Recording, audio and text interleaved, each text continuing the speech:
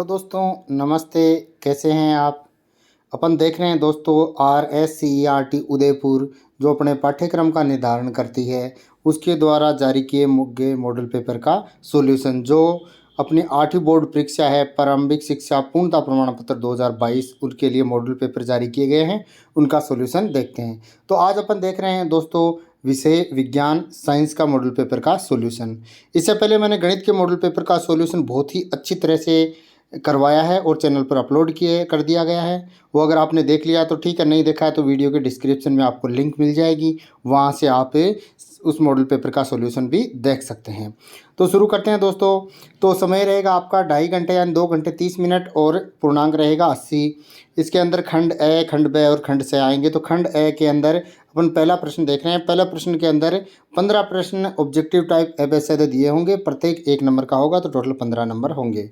तो प्रश्न है निम्नलिखित बहुविकल्पी प्रश्नों का सही उत्तर सामने स्थित कोष्टक में दीजिए, यानी कोष्टक के अंदर देना है।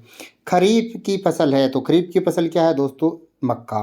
देखो दोस्तों आप मैं यहाँ समझा दूँ, खरीफ है खरीफ, और एक होती है रबी, रबी की फसल। देखो दोस्तों रबी में दो जो अक्षर हैं, तो गेहूं में 2 अक्षर है, तो गेहूं के साथ वाली आती है रबी में।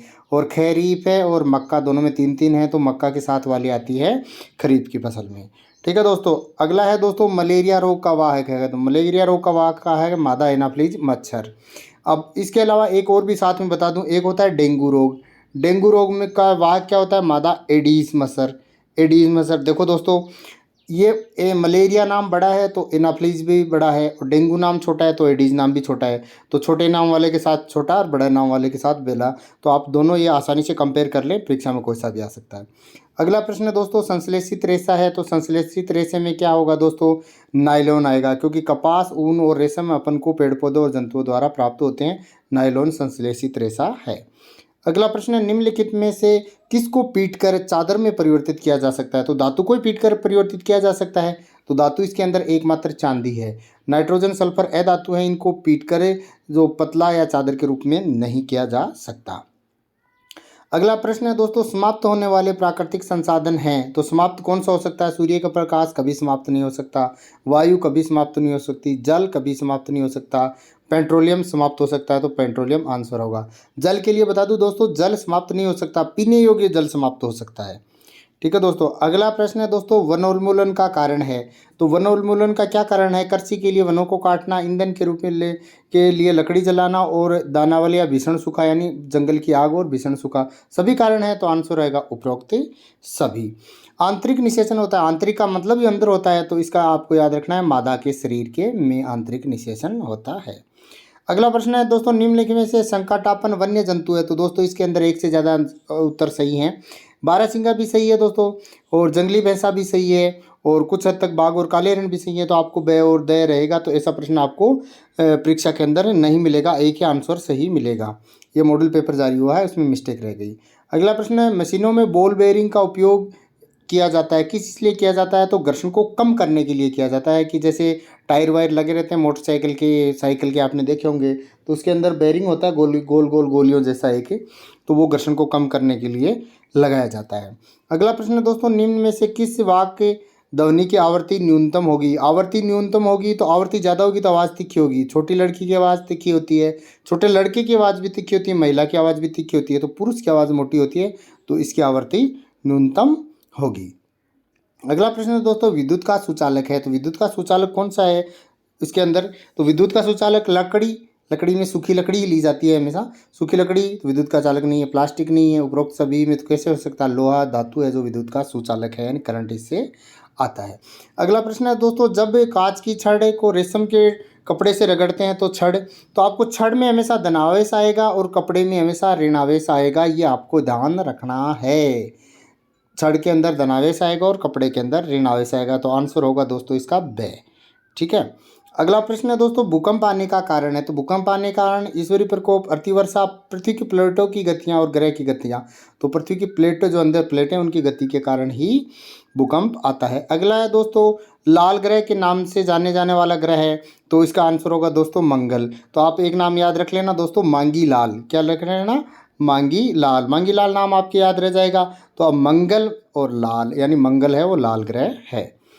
अगला प्रश्न दोस्तों, रुधिर में ऑक्सीजन की वाहक क्षमता कम करने वाली गैस है, तो आपको याद रखना है कार्बन मोनोऑक्साइड, ये रुधिर में वाहक क्षमता कम कर देती है। अगला प्रश्न है दोस्तों, उचित शब्द छांटकर रिक्त स्थानों की पूर्ति कीजिए। आपको ये शब्द दिए हुए हैं, इनमें से कोई भी एक शब्द एक खालिस्तान के अंदर आएगा। तो फलीदार पौधों की जड़ों में खालिस्तान पाए जाते हैं, तो इसमें आएगा राइजोबियम। आपने चने का पौधे को उखाड़ के देखना, अंदर गांठ सी होती है जड़ों में, उसमें राइजोबियम पाया जाता है। टाइफाइड जीवाणु द्वारा होता है। थर्मोसेटिंग प्लास्टिक का उदाहरण इसके अंदर बेकेलाइट दे रखा है। और धात्विक ऑक्सीजन क्रिया करके धातुएं ऑक्सीजन से क्रिया करके धात्विक ऑक्साइड बनाती है, मिलता जुलता ही नाम है। पेट्रोलियम है वो जीवाश्म ईंधन है। और प्रवासी पक्षी सुदूर क्षेत्रों में मौसम परिवर्तन के कारण पलायन करते हैं। टेडपोल का वयस्क में रूपांतरण कायांतरण कहलाता है। और जूतों के तले घर्षण के कारण घिस जाते हैं। ठीक है दोस्तों, अब देखते हैं अगला प्रश्न। प्रश्न नंबर 3 है दोस्तों, इसके अंदर 7 प्रश्न आएंगे, ट्रू एंड फॉल्स वाले, यानी सही और असही गलत वाले। यदि कथन सही है तो सही टी, और गलत है तो कोष्ठक के अंदर गलत या एफ लिखिए। तो टी और एफ लिख दो, सही या गलत भी लिख सकते हो आप, सत्य असत्य भी लिख सकते हो, कोई दिक्कत नहीं है। देखो दोस्तों, अवांछित और या अप्रिय ध्वनि संगीत कहते हैं, नहीं, उसको तो शोर कहते हैं, तो फॉल्स। फॉल्स क्या यानी गलत। और सजातीय आवेश एक दूसरे को आकर्षित करते हैं, नहीं, सजातीय आवेश जैसे धनायन धनायन को आकर्षित नहीं करता, प्रतिकर्षित करता है, तो ये भी फॉल्स होगा। अगला है दोस्तों, पृथ्वी सौर परिवार का सबसे छोटा ग्रह, नहीं, बिल्कुल नहीं है सबसे छोटा ग्रह। अगला है दोस्तों, आशुद्ध जल विद्युत का चालन करता है। आशुद्ध का मतलब होता है शुद्ध जल, शुद्ध जल कभी भी विद्युत का चालन नहीं करता, तो ये फॉल्स ही रहेगा दोस्तों। इसके अंदर टी फॉल्स लिखना, एफ लिखना दोस्तों, ठीक है। शुद्ध जल है वो विद्युत का चालन नहीं करता, लवणीय जल होता है वो विद्युत का चालन करता है। अपने पास उपलब्ध जल लवणीय जल ही है थोड़ा बहुत, इसलिए विद्युत का चालन करता है, तो आपको यहाँ फॉल्स मानना है, इसको गलत मानना है। क्लोरोफ्लोरोकार्बन एक प्रदूषक गैस है, टी ट्रू यानी सही। लोहे के संक्षारित होने तथा जंग लगने की प्रवृत्ति होती है, बिल्कुल होती है, टी एंड ट्रू यानी सही। प्रोजेक्ट टाइगर बाघ का संरक्षण संबंधित है, बिल्कुल सही बात है, ट्रू यानी सही। ठीक है दोस्तों, अब देखते हैं अगले प्रश्न। कॉलम ए में दिए गए शब्दों का मिलान कॉलम बी से कीजिए। तो देखो दोस्तों, रबी की फसल, रबी में मैंने बताया था गेहूं याद रखना है। गेहूं के अंदर और क्या क्या आते हैं, तो गेहूं चना ये आ गया। अब दोस्तों, एक प्रोटोजोआ प्रोटोजोआ मलेरिया का कारक होता है। कपास प्राकृतिक रेशा है। डीजल मोटर का ईंधन है।